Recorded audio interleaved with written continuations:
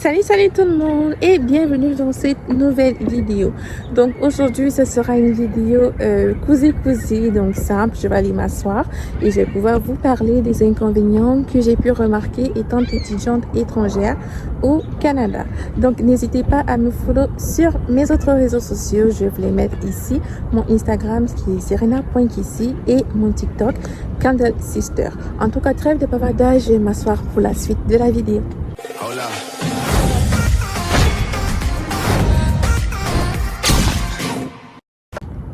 Donc, comme vous avez vu le titre de la vidéo, aujourd'hui, on va parler des étudiants étrangers.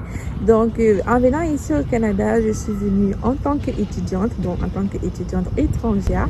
Ce qui fait que ce dont je vais vous parler aujourd'hui, c'est de mon expérience que j'ai eue, les petites choses que j'ai remarquées et les petites choses qui m'ont fait me retrouver en pleurs ici au Canada. Comme ça, vous allez pouvoir l'éviter. Donc, on va commencer par le commencement, bien sûr, le coût des études. Nous savons tous que le coût des études ici au Canada, c'est comme le prix d'un rein, ok? C'est énorme. Surtout que moi, quand je suis venue ici au Canada, c'est-à-dire c'était en 2017, je pense. Vous voyez, je ne me rappelle même plus, je pense que c'était en 2017 quand je suis arrivée ici au Canada. Lorsque je suis arrivée, je suis d'abord partie à l'université. J'ai fait 1 an à l'université. Après, je suis allée au cégep.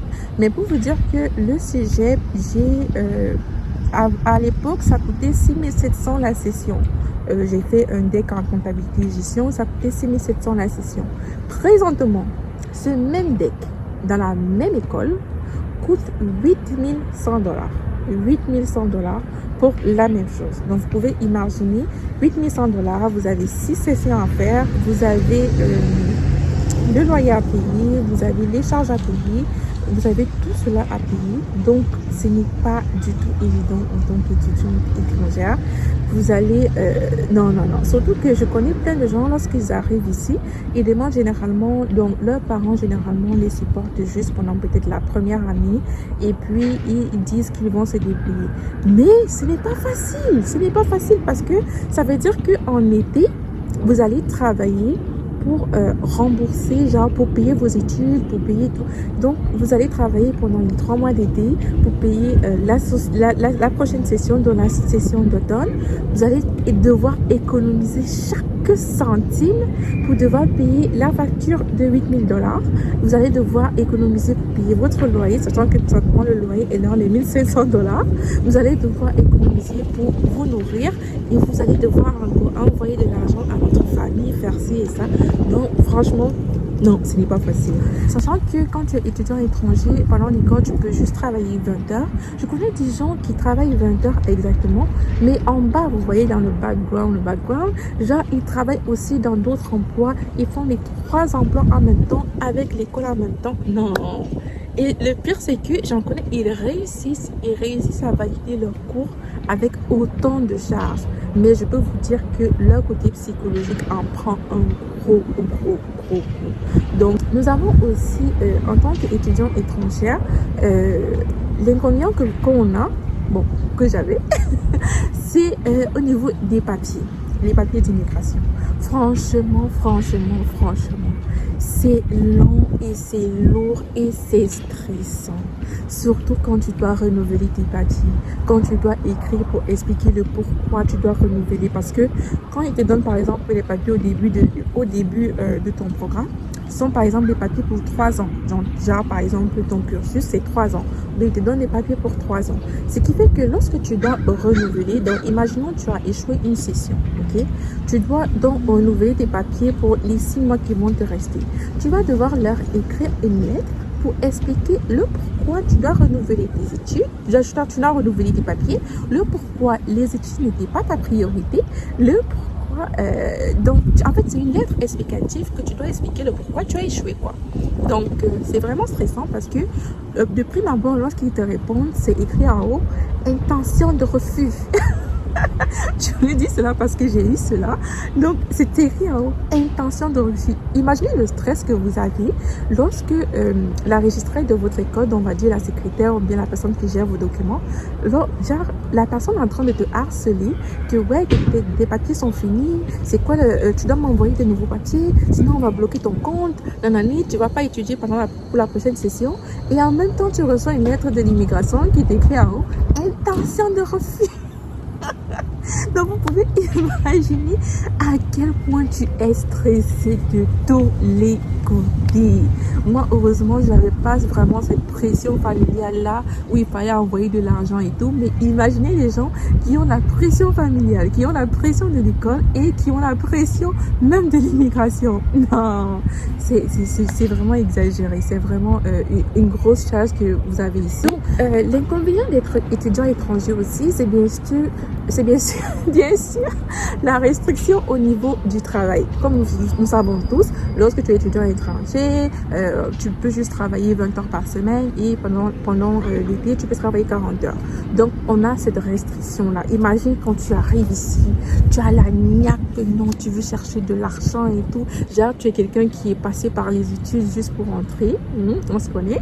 Donc, tu es juste passé par les études juste pour entrer, mais ton but vraiment, c'est de travailler et de faire de l'argent. Donc, imaginez quand tu arrives ici, on te dit, oh, tu peux juste travailler 20 heures. Imaginez ce choc.